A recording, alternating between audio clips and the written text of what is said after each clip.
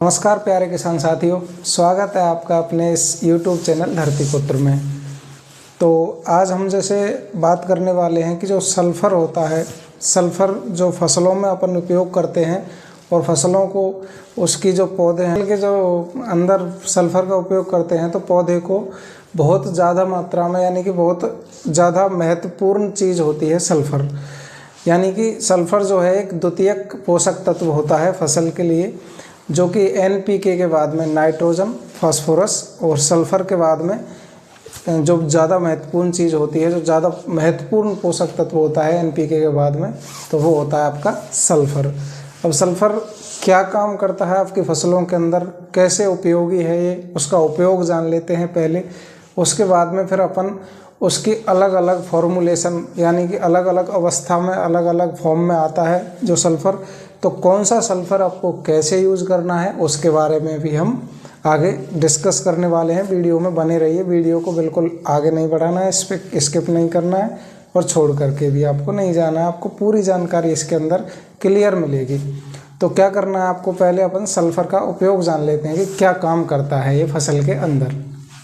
तो जो सल्फ़र होता है वो सल्फ़र आपके फसल के अंदर एक तो जैसे अपन की जो भी तिलहन फसलें होती हैं, जैसे सरसों है, तिली है, या और भी अन्य जो तेलीय फसलें होती हैं जैसे कि आपकी मूंगफली होती है, इस प्रकार की आपकी फसलें होती हैं, उनके अंदर तेल मात्रा को ये जो है बढ़ाता है।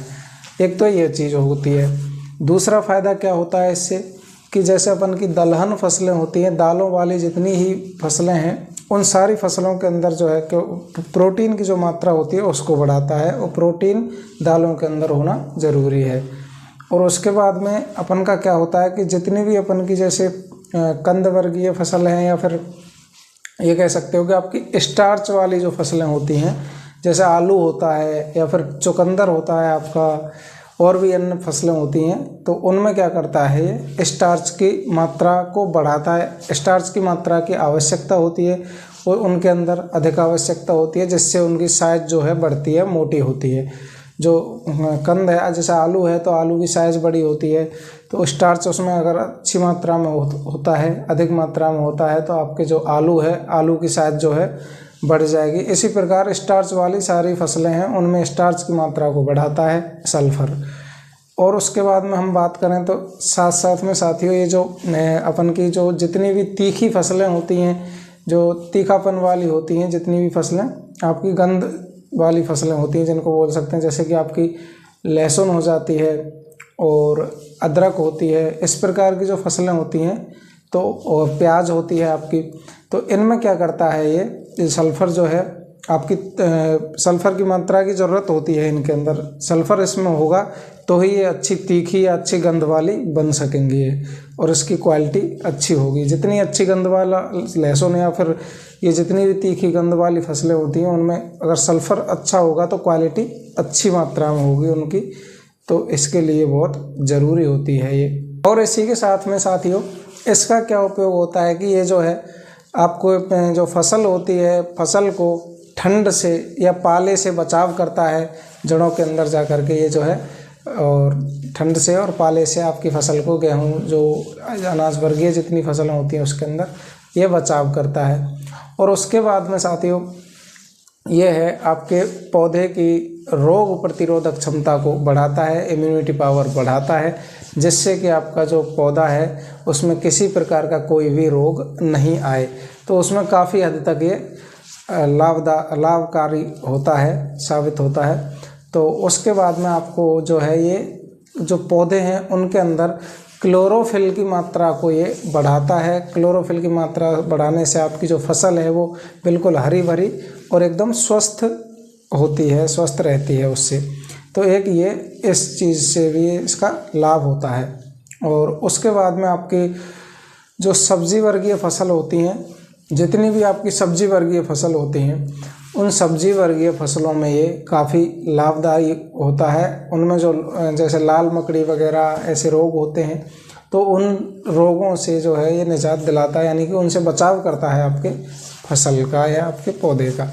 तो ये इसके कुछ फ़ायदे होते हैं सल्फ़र के, काफ़ी इसके फ़ायदे होते हैं, बहुत ज़रूरी तत्व होता है ये। जैसा कि मैंने बताया है कि द्वितीयक पोषक तत्व है। तो उसके बाद में अब हम इसको बात करने वाले हैं कि किस किस फॉर्म में आता है और कब इसका किस फॉर्म के जो सल्फ़र का कब इस्तेमाल करना है, क्योंकि डिफरेंट फॉर्म में आता है, अलग अलग फॉर्म में आता है, तो उसी हिसाब से आपको यूज़ करना है। जैसे WG फॉर्म में आता है, एक पाउडर फॉर्म में आता है आपका, WDG फॉर्म में आता है, बेंटोनाइट आता है। तो कौन सा सल्फ़र कब यूज़ करना है वो भी आप जान लेते हैं साथ साथ ही इसके। तो पहले हम बात कर लेते हैं कि जब भी ये सल्फ़र होता है, इसके जो इसमें खेत के अंदर उपयोग करने का सबसे पहली स्टेज होती है अपन की फसल उगाना, यानी कि बुआई के समय। तो बुआई के समय आपको जब सल्फ़र यूज़ करना है वो आपको करना है बेंटोनाइट सल्फ़र, जो कि बेसल डोज में आपको यूज़ करना होता है। यानी कि बुआई के समय ही जो भी खाद बीज और उर्वरक अपन डालते हैं उसी के साथ में आपको सल्फ़र यूज़ करना है। बेंटोनाइट सल्फ़र आता है जो कि दाल के दाने के जैसा होता है, दाल बिल्कुल जैसा दाल होती है उसी प्रकार का आता है। और ये उस टाइम आपको जो बुआई है, बुआई के समय ही इसको डाल सकते हैं। उस समय अगर इसको डालेंगे तो ये क्या है कि इसके दाने होते हैं तो वो धीरे धीरे करके रिलीज़ होते हैं, धीरे धीरे जो है टूटते हैं और गलने लगते हैं। फिर धीरे धीरे इनको जो है पौधा जो अपन का बुआई करते हैं तो जो बीज है वो धीरे धीरे काम में लेता रहता है। एक तो ये होता है कि बेंटोनाइट सल्फ़र बुआई के समय ही डाली जाती है। इसको बाद में भी डालते हैं सरसों के अंदर, तो और भी तिलहन फसलों के अंदर भी डालते हैं। तो बाद में जब डालते हैं तो इसको जो है डाल करके और धीरे धीरे रिलीज़ होती है, तो इससे कोई दिक्कत वाली बात नहीं है।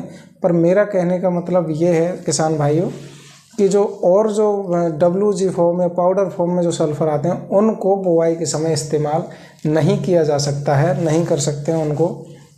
अब भाई जो पाउडर फॉर्म में सल्फ़र होगा उसको अपन, जैसे कई किसान भाई मेरे बोलते हैं कि इनको अपन पाउडर फॉर्म में जो सल्फ़र होता है उसको अपन पहले ही बुआई के समय ही आप बेसल डोज में यूज़ कर रहे हैं तो जल्दी काम में आएगा। अब आपका पौधा या बीज जो है वो अंकुरित ही नहीं हुआ है तो उसको इतना जल्दी कैसे यूज़ करेगा वो आपका पौधा। तो जो दानेदार होता है वो धीरे धीरे रिलीज होगा, तो उसको जब तक आपका जो पौधा है वो अंकुरित हो जाएगा तब तक वो जो है पूरी तरह गलेगा नहीं, तो उसको उपयोग कर लेता है, धीरे धीरे जो गलता है उसकी वजह से। तो ये तो होता है बेंटोनाइट सल्फ़र। एक आता है किसान साथियों आपका पाउडर फॉर्म में आता है। तो पाउडर फॉर्म में आपका जो श्रीराम कंपनी से भी आता है और आपका और भी जैसे चंबल कंपनी से है वो भी आता है आपका। रेट की मैं बात करूं तो जो 5 kg का आता है बेंटोनाइट जो आपको बुआई के समय डालना है वो आपको 400 के लगभग रेट में आपको मिल जाता है।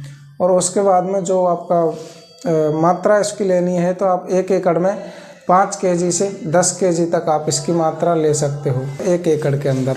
तो 1 एकड़ में आपको इतनी मात्रा ले लेनी है। और जो पाउडर फॉर्म में जो आता है उसका उपयोग कब करना है अपन को, तो जो फ्लावरिंग स्टेज होती है, फूलों की अवस्था होती है, उस अवस्था से पहले आपको, यानी कि जब पौधा आपका ग्रोथ कर रहा होता है, हल्की ग्रोथ पे होता है, उस टाइम पर आपको उपयोग कर लेना है। फूल आने से पहले उसका उपयोग आपको करना है।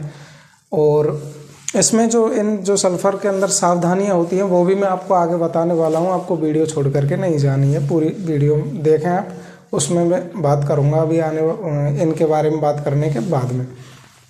तो जो पाउडर फॉर्म का मैंने बता ही दिया है, ये भी 3-3 kg के पैकेट, 1-1 kg के आपके पैकेट मिलते हैं मार्केट के अंदर।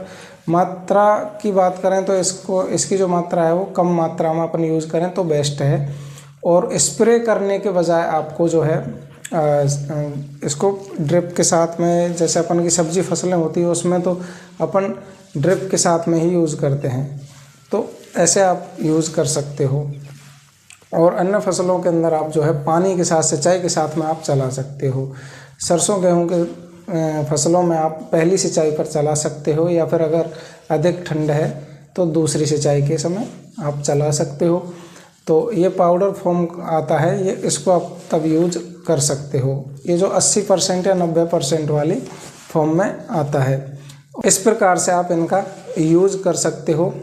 और जो WDG फॉर्म में आता है वो भी इसी टाइम पर आपको यूज़ करना है, उसको भी आप उस टाइम पर यूज़ कर सकते हो। जो भुजिए के जैसा आता है आपका वो WDG फॉर्म में आता है, जो बिल्कुल नमकीन भुजिया होता है उस टाइप में आता है, उस फॉर्म में आता है।